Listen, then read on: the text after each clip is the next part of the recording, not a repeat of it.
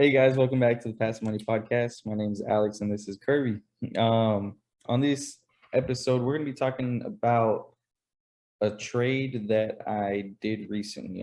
We haven't talked much on the stock market in detail with you guys, but maybe we can get something on Kirby's side if I know you did a trade like this last year, but this is a trade I did, and if I'm not mistaken, I believe it's tax loss harvesting, right? This is the first time I've ever done this. And Right. mhm. Yeah. Go ahead, go Yeah. ahead. Tax loss harvesting.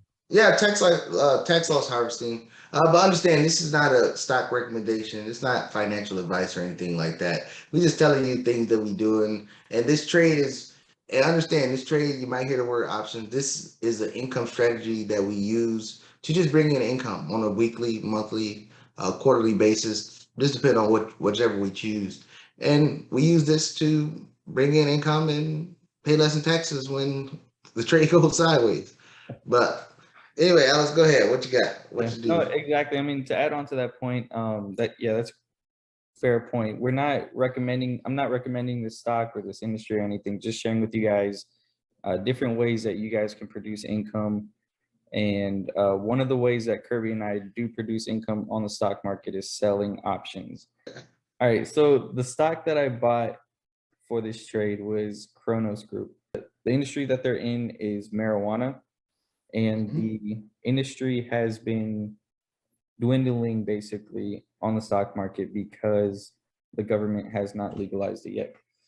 So the price that I bought in last year, I believed was a good price to buy in, but it has since continued to drop. And Before you go any further, it's the and because I know people gonna say, well, it's legal in California, it's legal in Colorado. It's not legalized on a federal level, and legalizing it on a federal level is very important because all of the banks are federal banks. And long as marijuana is still a class four, I believe it's class four drug, and is considered illegal federally, these companies can't do transactions over, a POS system or whatever, what have you, and or they can't even set up relationship with banks, so they can't build out their scale because they don't have the financial backing that other industry have because it's still considered illegal on a federal level. You can't even transport it across state lines without it being illegal intercommerce transactions. So that is a major reason why it's not being legal federally is tempering the growth of the marijuana industry. Sorry about that. Just wanted to no, explain no, that part. no, correct. And so there's a bunch of stocks in the same industry, and they all fall along the same uh, growth or decline, basically. If you look at the charts, they're all about the same because of that reason. Now, Kronos Group and another company, Canopy Growth, that is in the same industry, were on my watch list.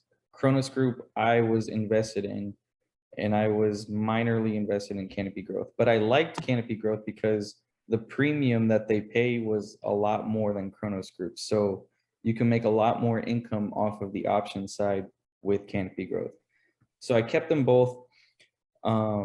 Majority of my shares were on Kronos Group, but they got to the point this year, just a little over a month ago, where Canopy Growth for the longest was above the stock price, or the ticket price, I should say, right? So the price of Canopy Growth per share was always more expensive than, or more expensive ticket price wise, than Kronos Group. So it got to the point where it actually matched equally on Kronos, and I thought there's got to be a way I could take advantage of this. So of course I called Kirby. So he ran me through what I could do. So basically what I had done was I sold Kronos Group at, so I bought it around $8, sold it at $2.86. So that entire loss I can deduct from my gains, on top of an additional $3,000 in losses on my taxes. I then sold puts with the cash that I collected from selling 2,700 shares at $2.86. Use that cash to sell 27 puts on 27 put contracts on canopy growth. So I sold it out for, I believe it was 6. Yeah, it was, no, I'm sorry. It was 5 weeks out. I sold it 5 weeks out. And that's because you have to wait over 31 days to be able to take advantage of the tax loss harvesting, because if it's before that, it's called a wash sale. Is that correct? Where you cannot, they do not give you that deduction as a loss, because it looks like you're just getting in one, hopping out into another. So I waited.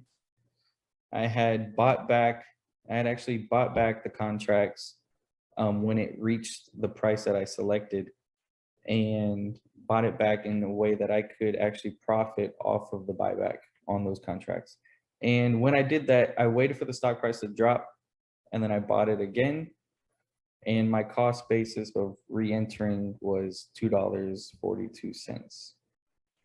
And so back in the same stock, or not the same stock, back in the same industry, into another stock that produces more income.